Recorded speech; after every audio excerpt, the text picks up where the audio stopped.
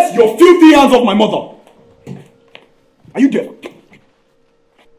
You're the one that's Okpaku whatever you are saying. Get out of my house! Matthew, just leave, please. No, Aisho. You're not going to push your papa come out from your house. If you push me now, I fall, you go kill White Igbo too. À cause de son intérêt égoïste et de sa cupidité, il se souvient soudainement qu'il avait un fils devenu aujourd'hui millionnaire. Mais que s'est-il passé lorsqu'il a essayé de le réclamer? Découvrons-le ensemble. Salut les amis, bienvenue à nouveau. Aujourd'hui, nous vous présentons un film captivant qui vous tiendra en haleine du début à la fin. C'est une histoire à la fois éducative et profondément émotive. Mais avant de plonger dedans, n'oubliez pas de vous abonner pour ne rater aucune de nos histoires passionnantes. L'histoire commence avec un homme âgé nommé Monsieur Matthew. Un soir, en rentrant du travail, il admira un jeune homme sur une affiche publicitaire. De retour chez lui, il se disputa avec son fils Daniel pour avoir mangé le seul repas qu'il s'était réservé. Frustré, Monsieur Matthew menaça de le mettre dehors, affirmant qu'il ne lui apportait aucune valeur. Daniel essaya de prévenir son père de l'arrivée du propriétaire, mais ce dernier se cacha. Finalement, ils se calmèrent et partagèrent un moment complice en discutant des paris sportifs.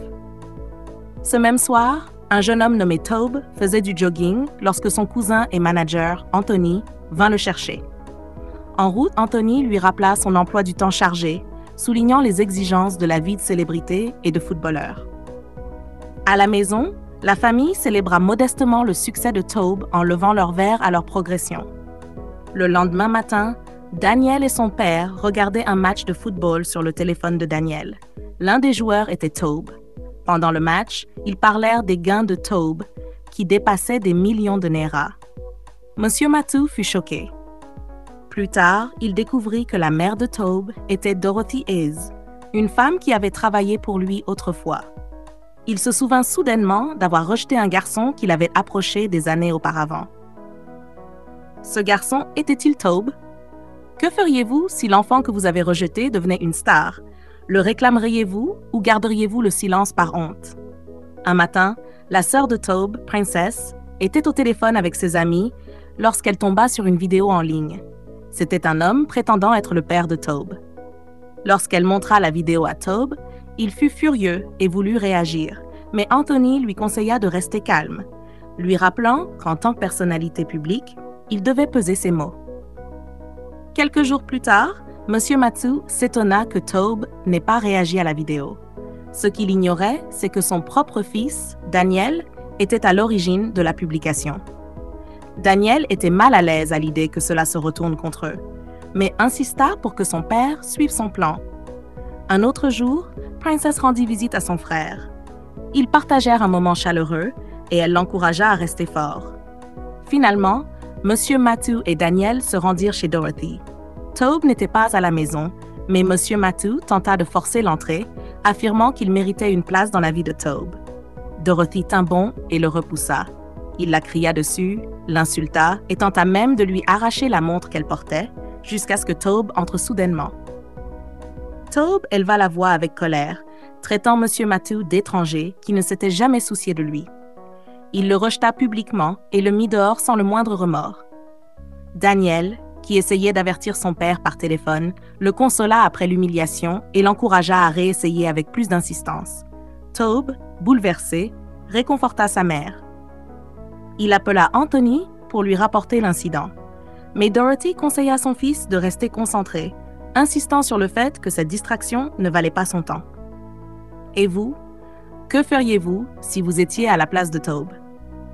Pardonneriez-vous à un homme qui a nié votre existence quand vous aviez besoin de lui, mais qui veut aujourd'hui profiter de votre succès? Partagez votre avis en commentaire. Ce soir-là, Monsieur Matthew posta une nouvelle vidéo présentant Tobe comme un fils ingrat qui avait rejeté son père. En voyant cela, Anthony entra dans une colère noire. Cela pouvait nuire à la réputation et à la carrière de Tobe. Le lendemain matin, Tobe confronta sa mère. « Pourquoi fait-il cela ?» demanda-t-il.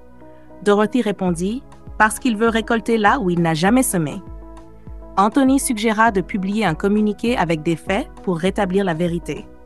Tobe, cependant, était trop en colère et voulait riposter violemment. Dorothy le calma une fois de plus, lui rappelant que parfois, le silence parle plus fort que les mots. Plus tard dans la journée, Taube publia une vidéo. Dans celle-ci, il déclara avec audace que M. Mathew n'était pas son père. Il affirma que son vrai père était Jacob Hez, l'homme qui lui avait appris à devenir un homme. Il décrivit Mathew comme un parasite et un opportuniste, cherchant seulement à profiter de son succès. Ce soir-là, Dorothy se confia à sa fille. Lorsqu'on lui demanda son lien avec M. Mathew, elle expliqua qu'elle avait autrefois travaillé pour le père de Mathew, un homme riche et influent, parce qu'elle était pauvre et désespérée. Finalement, elle tomba enceinte, qui prétendait l'aimer, mais il nia la grossesse. Cette négation poussa sa mère à mettre Dorothy à la porte de leur maison. Elle se retrouva à vivre dans la rue. Un jour fatidique, alors qu'elle se battait pour survivre avec l'enfant qu'elle portait, Dorothy s'évanouit et fut secourue par un homme bon qui devint plus tard son mari.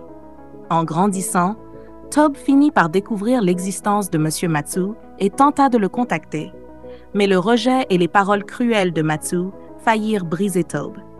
C'est pourquoi Dorothy insista sur le fait que Jacob Hez, celui qui les avait soutenus et avait élevé son fils, serait toujours son véritable père. Submergée par l'émotion, elle serra sa fille dans ses bras. Si l'homme qui vous a abandonné tente maintenant d'entrer de force dans votre vie après votre réussite, lui ouvrez-vous la porte ou la refermez-vous définitivement. Le lendemain, à la salle de sport, Taube vit l'ampleur des réactions à sa vidéo. Les commentaires affluaient. Les réseaux sociaux étaient en ébullition et beaucoup partageaient l'histoire contre lui. Anthony, qui lui avait pourtant conseillé de ne rien publier sans approbation, était déçu. De l'autre côté, Daniel était ravi. La vidéo de son père attirait l'attention et les blogueurs s'emparaient de l'affaire. Mais alors que Daniel se réjouissait de la visibilité, la seule préoccupation de M. Mathew était l'argent. Pendant ce temps, Dorothy et ses enfants prenaient un repas ensemble. Princess mentionna une campagne qu'elle et ses amis avaient lancée, en ligne et sur le terrain, pour mettre en lumière les bonnes actions de Taube. C'était en train de devenir viral. Lorsque le nom de Mathew fut évoqué, Dorothy remarqua que son fils devenait silencieux. Mais il cacha ses émotions et félicita sa sœur pour son soutien. Plus tard dans la cuisine, Dorothy fit part de son inquiétude à Princess. Elle n'avait jamais vu Taube dans cet état. Elle prononça des paroles d'encouragement à sa fille, tentant de rester forte pour sa famille. Cette nuit-là, Taube partit faire un jogging tardif. En courant, il repensa aux paroles de motivation de son beau-père. « Finis fort, n'abandonne jamais à mi-chemin ». Le lendemain, sa sœur et sa mère lui parlèrent d'une interview à venir. Elles l'encouragèrent à rester calme, surtout si le sujet de la famille était abordé. Taube les rassura, affirmant que tout irait bien. Mais pendant l'interview, comme prévu, on lui posa une question sur son père. Taube ne put contenir ses émotions. Frustré, il se leva et quitta le plateau. Plus tard, en s'entraînant, Taube vit que l'extrait de l'interview était devenu viral. Les réseaux sociaux s'enflammaient à nouveau. Au milieu de ce chaos, il trouva un peu de paix dans les souvenirs de son beau-père, Jacob, qui avait été un vrai père pour lui. À un moment donné, Daniel enregistra une nouvelle vidéo de M. Mathew alors qu'ils planifiaient leur prochaine manœuvre. C'est alors qu'Anthony appela. Il voulait les rencontrer de toute urgence. Lors de la rencontre, M. Mathew exigea que Taube commence à lui verser 1 million de Naira par mois et qu'il publie une vidéo d'excuses publiques, retirant toutes les fausses accusations. Anthony fut choqué et proposa plutôt un paiement unique. Mais M. Mathew resta inflexible, insensible à la raison ou à la honte. Anthony retourna voir Taube pour lui raconter la scène. Taube était furieux. « Nous avons essayé de faire la paix, dit-il, mais cela n'a clairement aucune importance pour lui. » Le lendemain, Anthony rencontra Dorothy. Il lui révéla que Taube comptait rencontrer M. Mathew à nouveau, malgré le fait qu'il savait que ce dernier n'avait plus rien à perdre ni aucune dignité. Dorothy promit de parler à son fils.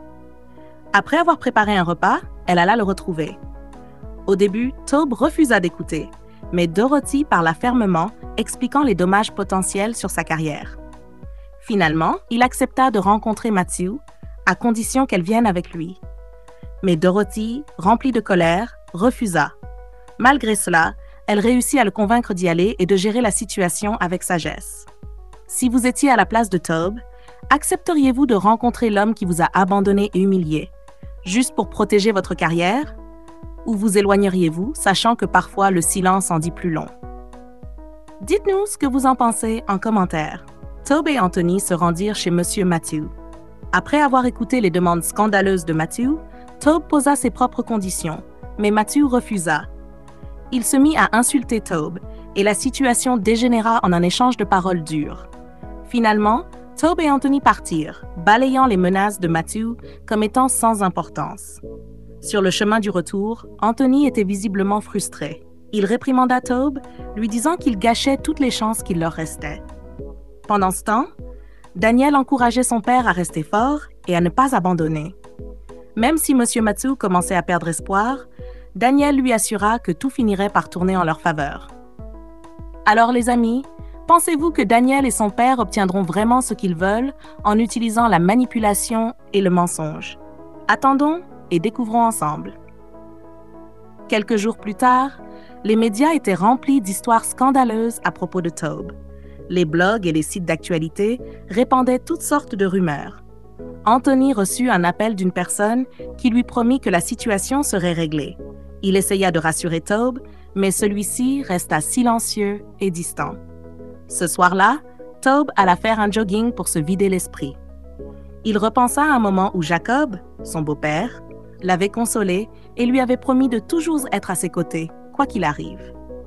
Plus tard dans la soirée, une jeune femme nommée Pearl, une journaliste vivant dans la résidence, trouva Tobe presque évanoui pendant son jogging. Elle le ramena chez lui.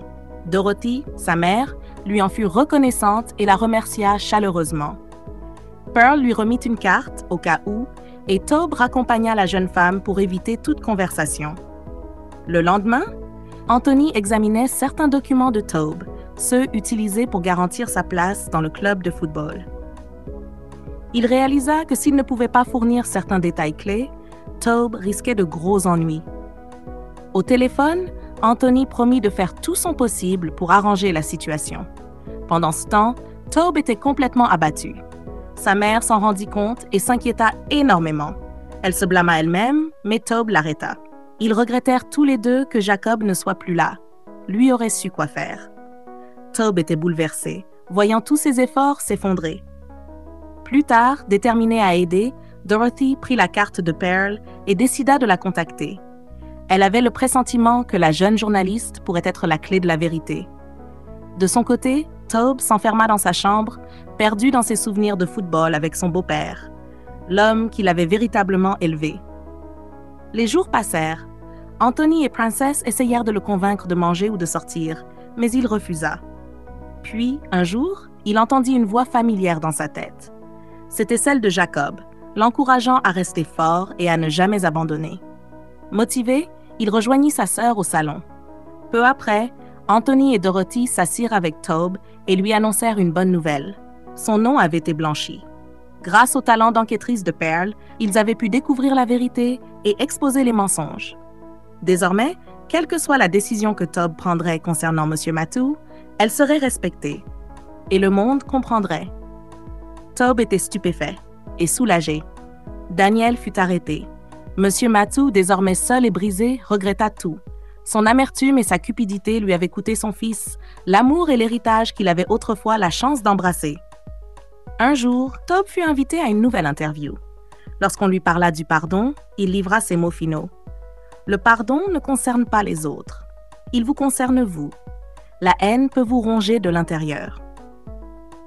L'intervieweur fut profondément touché et le moment passa dans un silence émouvant. La leçon morale de ce film est la suivante. La cupidité, l'orgueil et l'égoïsme détruisent toujours ce que l'amour et l'humilité auraient pu bâtir. Parfois, les personnes qui nous élèvent vraiment ne sont pas liées à nous par le sang, mais par le sacrifice. Et au final, le pardon est le plus grand cadeau que vous puissiez offrir, non pas aux autres, mais à vous-même. Merci d'avoir regardé, les amis.